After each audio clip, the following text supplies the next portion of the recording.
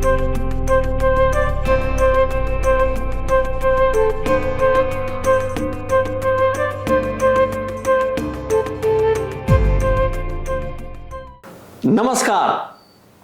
The trio दरस में आपका स्वागत है। आज हमारे मेहमान हैं डॉक्टर संजीव शुक्ला, आईजी बिलासपुर, जो पुलिस में होने के बावजूद भी दार्शनिक स्वभाव के हैं। ये ऐसा व्यक्तित्व में उनका परिवर्तन कैसे आया है, यहाँ तक का सफर कैसे रहा, आइए उनसे ही जानते हैं। डॉक्टर साहब, सबसे पहले पढ़ाई। नमस्कार। आपकी पढ़ाई के विषय में बताएंगे तो? पढ़ाई, हमारे पिता स्कूल में शिक्षक थे और हम लोगों की पढ़ाई जो प्राइमरी एजुकेशन है, शुरुआत वो छोटे कस्बे से हुई। बेमेतरा में हम लोगों ने मेरी पढ़ाई की, जो पहली कक्षा 1, 2, 3 है, ये बेमेतरा में किया। उसके बाद फिर कक्षा 5 से जो पढ़ाई है वो रायपुर में शुरू हुई। पहले जो कक्षा 5 है वो नगर निगम का एक स्कूल हुआ करता था नयापारा में, महाराणा प्रताप स्कूल कहलाता था, वहाँ कक्षा 5 किया। फिर गवर्नमेंट स्कूल से उस समय 11th हुआ करता था, हायर सेकेंडरी, तो 11th वहाँ से पास किया। और फिर उसके बाद दुर्गा कॉलेज से M.Com किया और बिलासपुर गुरु घासीदास विश्वविद्यालय से PhD की उपाधि ली। शुक्ला सर, पुलिस विभाग में जाने की सोच आपकी साले स्कूली शिक्षा से थी या कॉलेज में आने के बाद हुई है? नहीं, ये यूनिफॉर्म के प्रति जो एक लगाव था वो मैं कक्षा 6 में था तब मैंने स्काउट लिया था और 6, 7, 8 स्काउट गाइड के रूप में काम किया। फिर कक्षा 9, 10 में NCC air wing junior division में काम किया। फिर कॉलेज में NCC air wing senior division B certificate और C सर्टिफिकेट किया। तो समझ लीजिए कक्षा 6 से जो यूनिफॉर्म पहना था और यूनिफॉर्म के प्रति जो लगाव था वो बना रहा। और 1-8 साल ही उसके बाद, ग्रेजुएशन के बाद 1-2 साल ही निकला, उसके बाद फिर से यूनिफॉर्म सर्विस में आने का अवसर मिला। अच्छा, कॉलेज की पढ़ाई के दौरान आप राजनीति में भी थे, छात्र संघ में, चुनाव में? उस समय छात्र संघ चुनाव बड़े पैमाने पे होता था और उस समय मुझे ऐसा लगता है कि जो भी छात्र होते थे और सक्रिय छात्र होते थे वो सभी छात्र संघ में किसी न किसी रूप में जुड़े हुए होते थे। तो उस तरीके से हम लोग भी छात्र संघ की गतिविधियों से जुड़े रहे और वो एक नेतृत्व पैदा करने की प्राथमिक पाठशाला जैसे उस समय छात्र संघ हुआ करता था।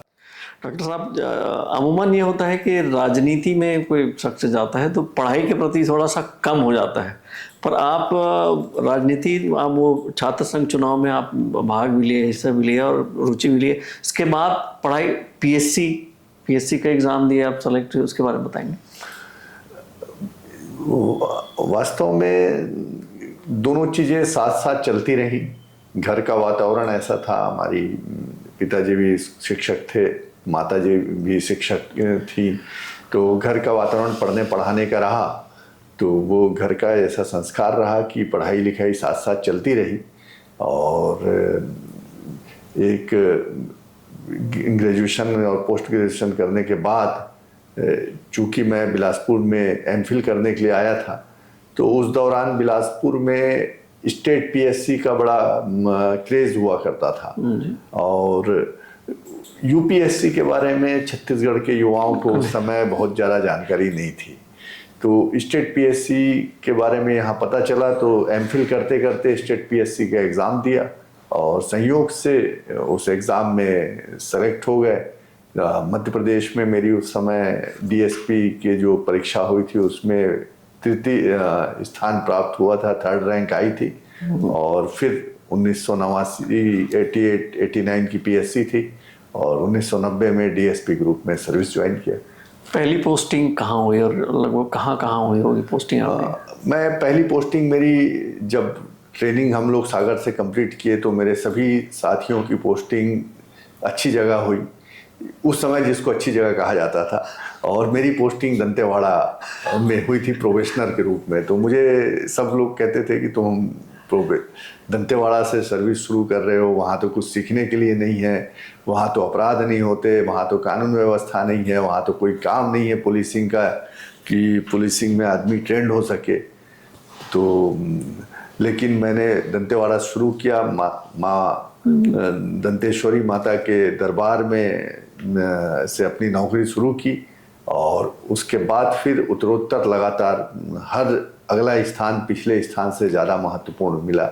तो दंतेवाड़ा के बाद फिर मैंने सीएसपी ग्रुप में, भिलाई में, इटारसी में, नरसिंहपुर में, भोपाल में कई स्थानों पे काम किया।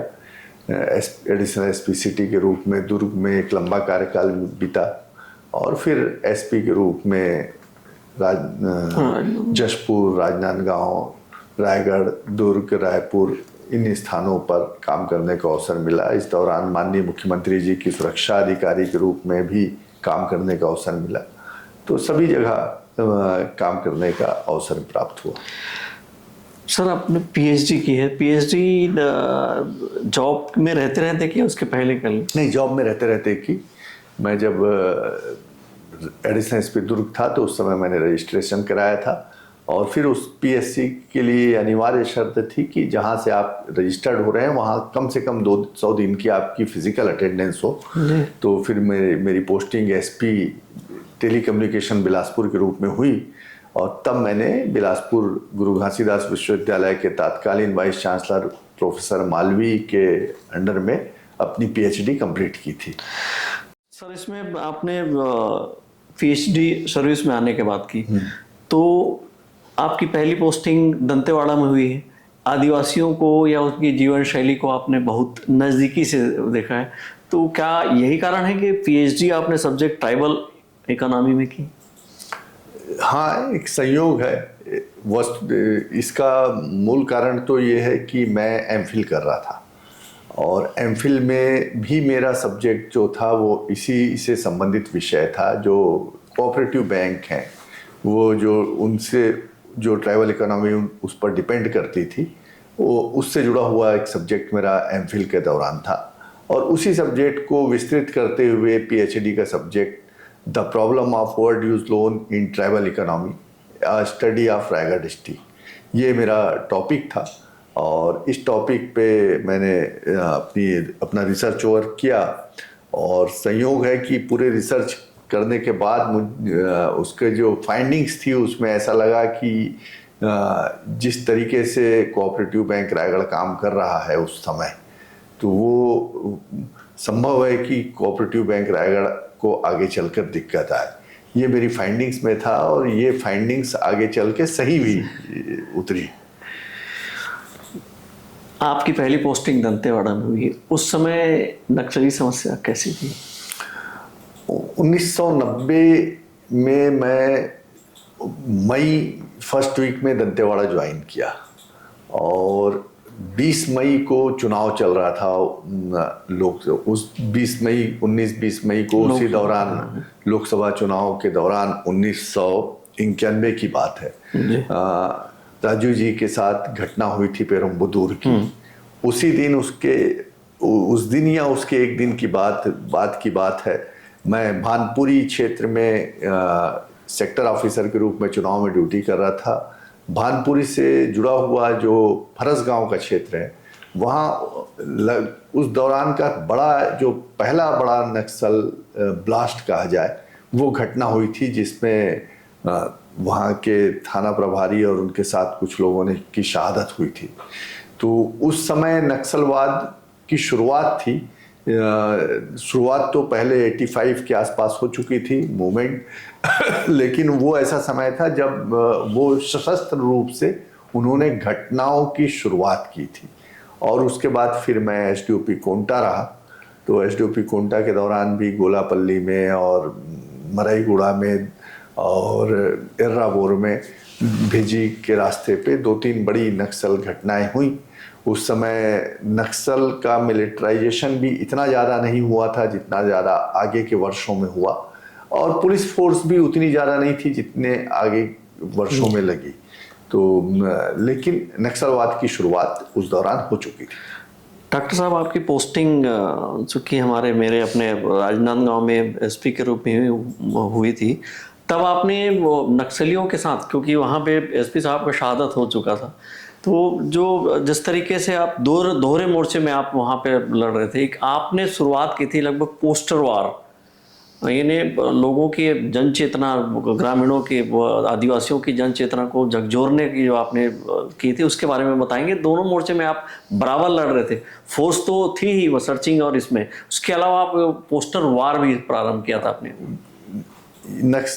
मैं राजनांदगांव की पदस्थापना के दौरान स्वर्गीय विनोद चौबे साहब की शहादत के बाद मेरी पदस्थापना वहाँ हुई थी।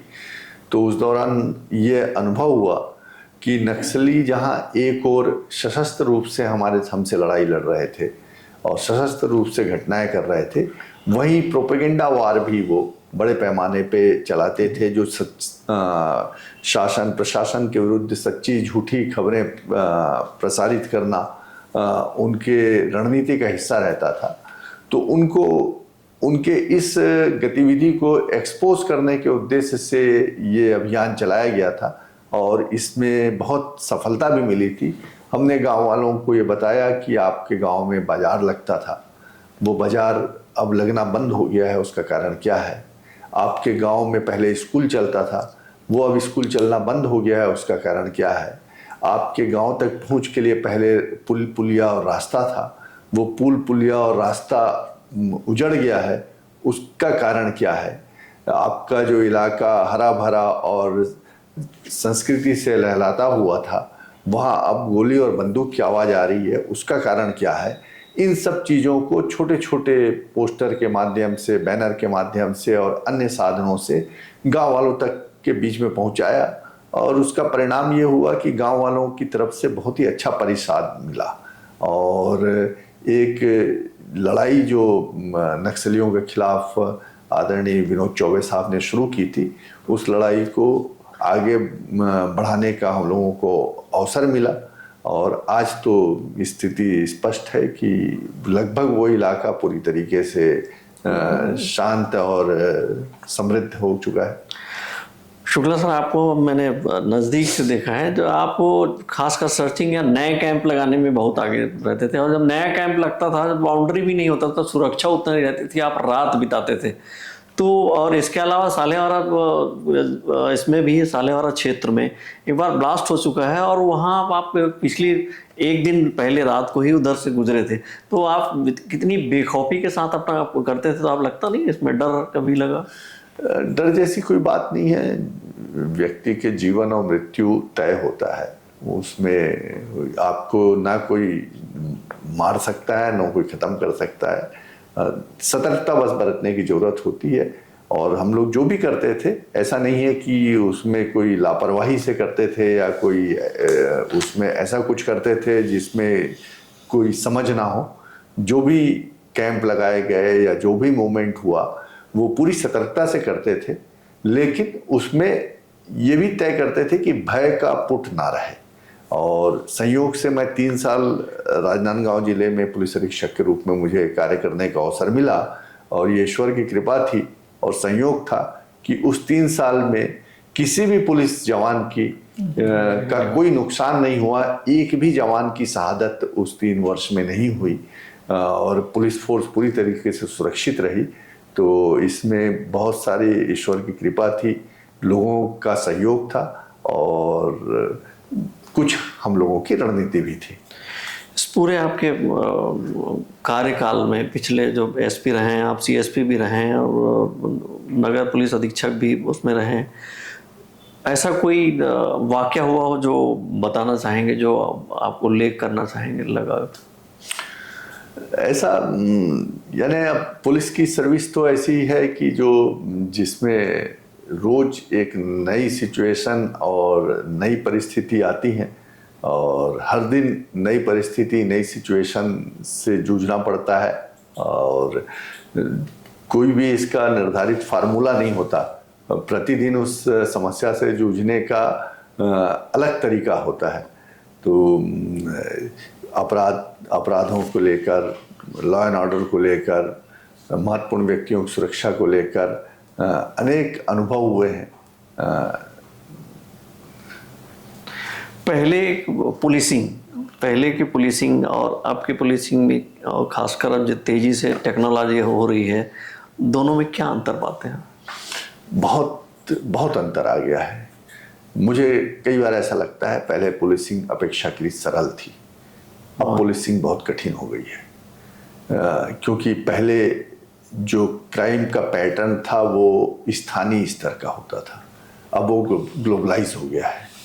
कोई भी अपराधी कहीं भी बैठकर कहीं भी किसी के भी साथ अपराध कर रहा है, और विशेषकर जब से ये साइबर क्राइम आ गए हैं उसके बाद तो और भी बड़ी चुनौती और भी बड़ा चैलेंज हो गया है। दूसरी बात कि पहले जो भी अपराधी हुआ करते थे वो स्थानीय हुआ करते थे, अब अपराधी मूवमेंट का साधन इतना हो गया है कि कहीं का रहने वाला अपराधी भी कहीं भी जाकर अपराध कर रहा है। दूसरा, सोशल मीडिया का ज़माना है। आपको आपका रिएक्शन, आपकी कार्रवाई पर समाज की नज़र रहती है, आप सभी चीज़ें ट्रांसपेरेंट हैं। तो इस दौरान आपको ये भी सतर्कता बरतनी पड़ती है कि कोई भी ऐसी बात ना हो जिसमें कोई प्रक्रियात्मक चूक हो गई हो। तो पूरी प्रक्रियाओं का पालन करते हुए और इस ग्लोबलाइजेशन के युग में जब क्राइम ग्लोबलाइज तरीके का हो रहा है, उस पे काम करना बहुत ही कठिन है।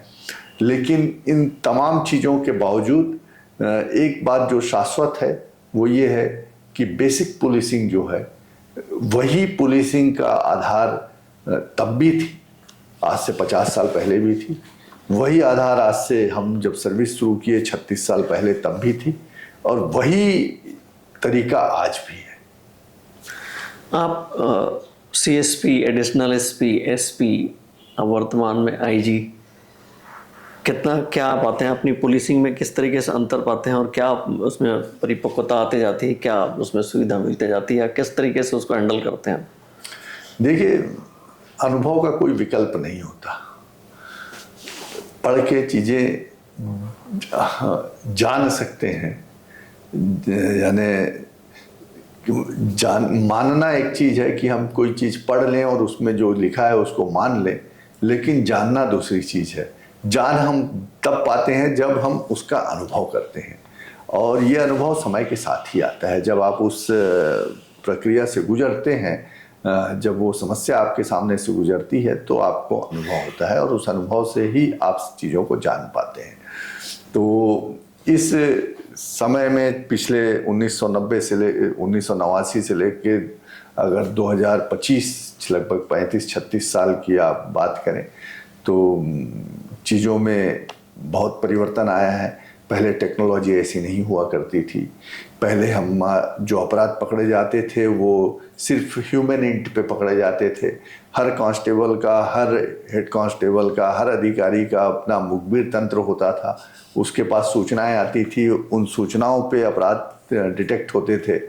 अब उसके बाद मोबाइल का युग आया 2000 में, फिर CDR एनालिसिस और मोबाइल का उपयोग करके हम लोग अपराध पकड़ना शुरू किए। फिर अपराधी को पता चल गया कि पुलिस अब मोबाइल का यूज़ करती है, तो अपराधी मोबाइल का यूज़ करना बंद कर दिया। फिर उसके बाद CCTV कैमरे का युग चल रहा है कि आज की तारीख में अपराध पकड़ने में CCTV कैमरे का एक बहुत बड़ा योगदान है और उससे बहुत मदद मिल रही है। आने वाले समय में हो सकता है कोई नई चीज़ आ जाए। तो टेक्नोलॉजी के बदलने के साथ साथ चीज़ें बदलती जा रही हैं। अंतर केवल इतना आया है कि पहले जो चीज़ें 10 साल में परिवर्तित होती थी अब 2 साल में परिवर्तित हो जाती हैं। परिवर्तन बहुत तेज़ी से हो रहा है। आप पढ़ाकू किस्म के अधिकारी हैं, साहित्य को पढ़ना आप बहुत ही रुचि दिखाते हैं पढ़ने में, इसके जीवन में क्या फ़ायदे हैं? देखिए, मैं शुरू से मेरी पढ़ने की बहुत आदत रही है, और लगभग जो भी साहित्य किसी के भी माध्यम से यदि पता चलता है कि ये अच्छी किताब है तो मैं कोशिश करता हूँ कि उसको जल्दी से जल्दी पढ़ लूँ। और हमारे यहाँ कहा जाता है, हमारी परंपरा में, कि ज्ञान अर्जन के 3 तरीके हैं। एक अध्ययन है, और दूसरा अनुभव है, और तीसरा पर्यटन है। ये 3 तरीके हैं जिससे ज्ञान अर्जित किया जा सकता है। तो हम लोग संयोग से ऐसी सर्विस में हैं जिसमें तीनों चीज़ों से हम लोगों को ज्ञान अर्जित करने का अवसर मिलता है। हम लोग अपने सेवा काल में 36 साल में यदि देखें तो 20 जगह हम 20 शहरों में नौकरी कर लिए।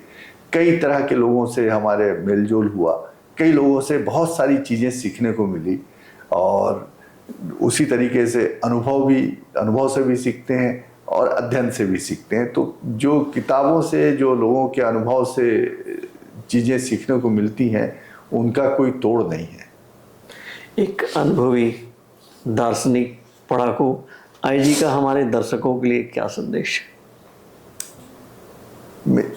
मेरा केवल यही कहना है कि हम लोग जहाँ भी रहें, हम सब का मूल जो है वो ये है कि हम सोसाइटी को क्या दे सकते हैं, और हम जहाँ भी रहें यदि हम वो काम ही हम ठीक ढंग से करते रहें। यदि आप पत्रकार हैं तो आप पत्रकारिता पूरी ईमानदारी और पूरी निष्ठा से करें। मैं पुलिस ऑफिसर हूं तो मैं पुलिस का काम पूरी ईमानदारी और निष्ठा से करूं। जो शिक्षक है वो पूरी ईमानदारी से बच्चों को पढ़ाए और नई पीढ़ी को तैयार करे। जो डॉक्टर है वो पूरी ईमानदारी से लोगों का इलाज करे। तो हम सब लोग, सिर्फ जो बच्चे हैं जो पढ़ाई कर रहे हैं, उनको यदि आज एजुकेशन लेना उनका धर्म है तो वो पूरी ईमानदारी और पूरी मेहनत से उस काम को करें।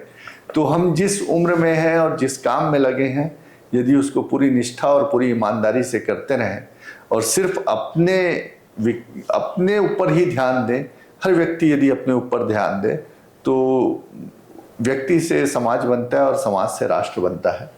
तो यदि हम सब अपने अपने ऊपर ही ध्यान दें तो हमारा समाज और हमारा राष्ट्र बहुत अच्छा बनेगा। डॉक्टर संजीव शुक्ला जो बता रहे थे कि ज्ञान किस तरह से अर्जित कर सकते हैं और आपकी जो जीवन शैली है वो कैसे आसान हो सकती है, सुरक्षित हो सकती है।